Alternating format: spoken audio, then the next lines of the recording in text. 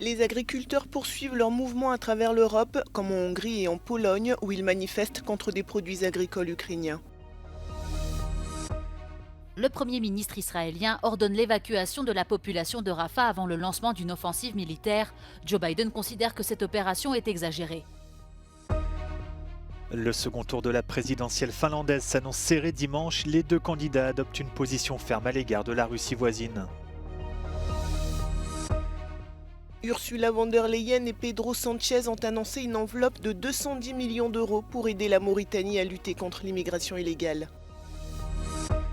Le célèbre chef d'orchestre japonais Seiji Ozawa s'est éteint à l'âge de 88 ans. Il avait notamment dirigé l'orchestre symphonique de Boston.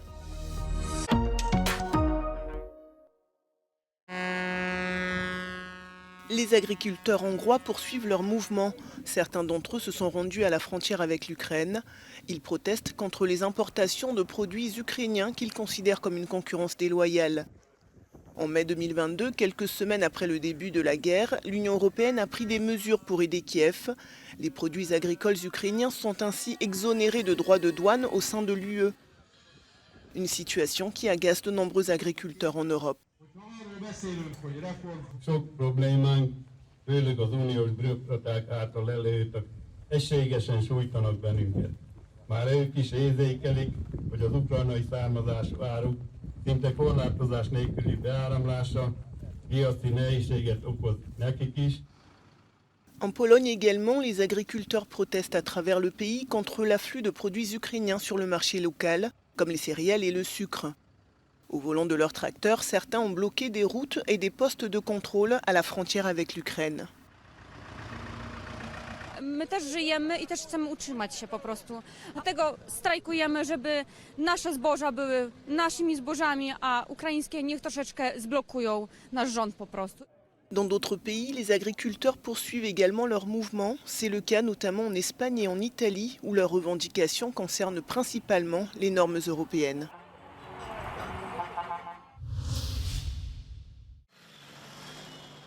Les jours passent et leur mobilisation ne faiblit pas. Toujours aussi déterminés, les agriculteurs italiens poursuivent leur mouvement pour faire entendre leurs revendications. Ce vendredi, certains d'entre eux ont défilé à bord de leur tracteur devant le Colisée à Rome.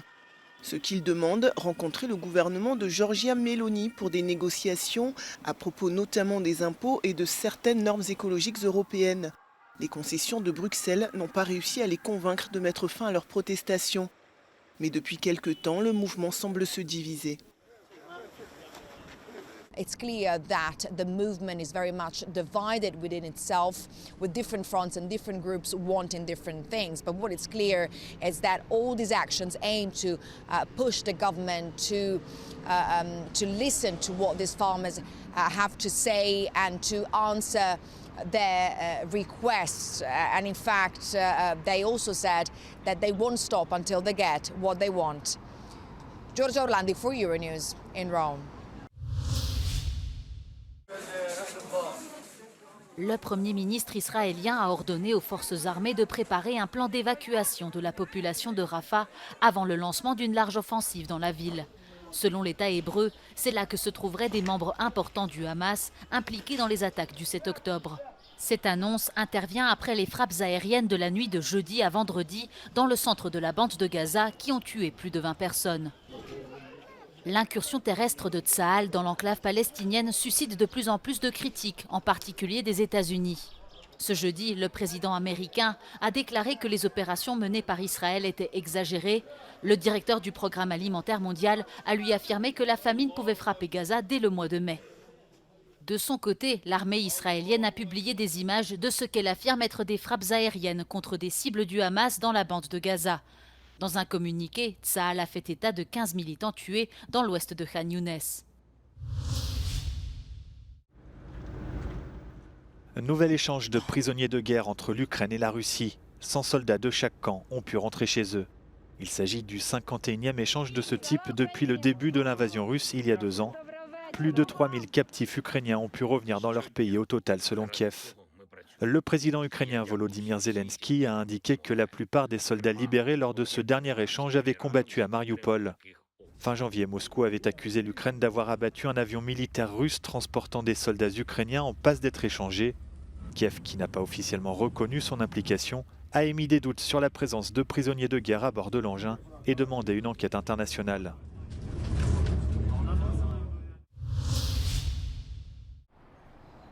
Il s'agit peut-être des prémices d'un espace Schengen des armées de l'OTAN. Le 31 janvier dernier, Pays-Bas, Allemagne et Pologne signaient la création d'un corridor militaire. Objectif : fluidifier les déplacements de troupes et de matériel entre les alliés.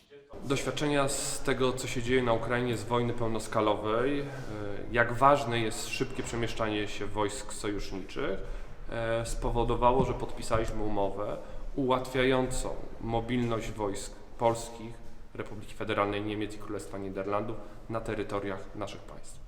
Nie da się przejść obojętnie wobec tego, czego doświadczyli Ukraińcy. Jeżeli chcemy mieć siłę sojuszu, to mobilność sojuszu jest najważniejsza. Mobilność naszych armii pomiędzy sobą i dla siebie.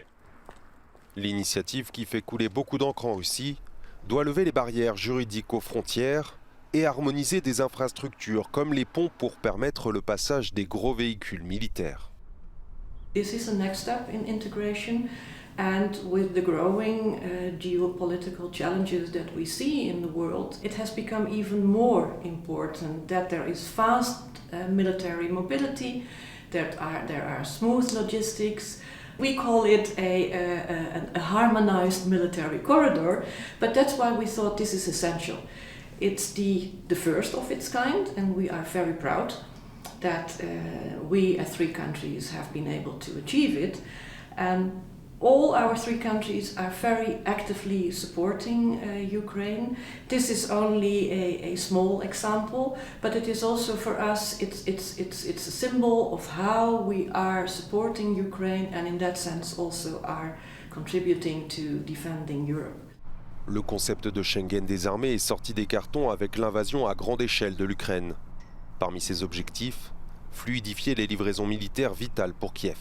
As a mechanism allowing quick and effective transfer of forces, transfer of hardware, equipment, transfer of ammunition, any mechanisms that removes borders and constraints which hamper rapid military deployment is simply necessary.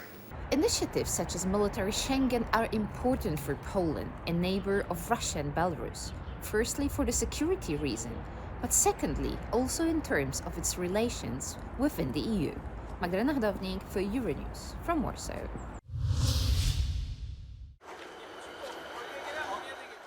Le second tour de la présidentielle finlandaise s'annonce serré dimanche. L'ex-premier ministre de centre-droit Alexander Stubb et l'ancien ministre des Affaires étrangères Pekka Haavisto, membres des Verts qui se présentent en indépendant, sont au coude à coude dans les sondages. Les 2 candidats adoptent une position ferme à l'égard de la Russie voisine alors que la Finlande a récemment rejoint l'OTAN. Some people will make their minds up on Saturday, perhaps even Sunday, on the election day. So they're campaigning very actively to the end, but it's unlikely that any new openings, things will be visible in the last few days. What makes the situation exciting is that the gap between them has been narrowing. Les partis d'extrême droite et du centre ont eux été éliminés au premier tour il y a 2 semaines. Les voix de leurs électeurs pourraient faire pencher la balance.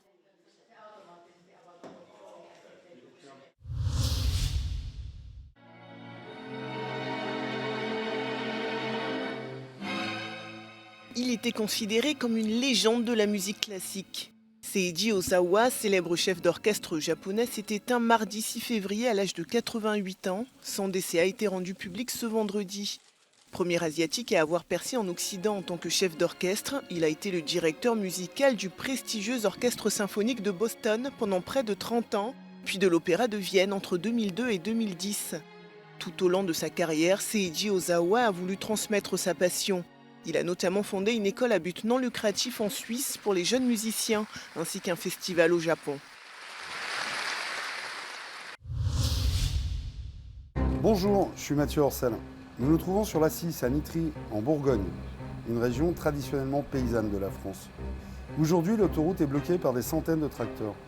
Depuis de nombreuses années, la colère gronde dans les campagnes françaises.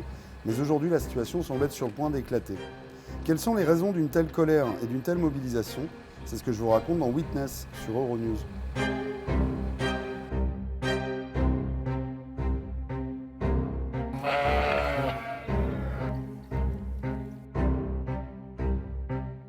On en vient même à se dire demain qui va nous nourrir, parce qu'on n'est pas sûr d'être encore là. On va retrouver dans les magasins qui sont tout autour de l'agneau de Nouvelle-Zélande qui aura fait 18 000 km. Et ça touche nos voisins allemands, grecs, espagnols, ça touche vraiment beaucoup de pays autour. C'est pas pour rien. Donc à quand la remise à plat en fait et la prise de recul? Pourquoi est-ce qu'on ne veut pas se remettre en cause? Nous on se remet en cause tous les jours sur nos exploitations.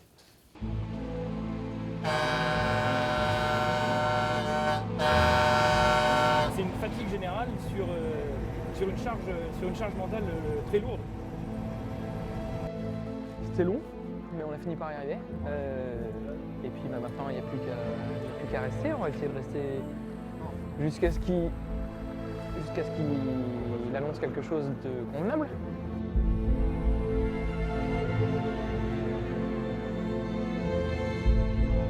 Moi, pour ma part, je trouve que les dernières annonces, l'intonation de voix était quand même complètement différente sur la volonté de travailler avec la profession pour trouver des solutions. On est escorté. Faut pas que je rate le coche. On se rappelle. Ça marche. Merci beaucoup. Bonne route, Xavier.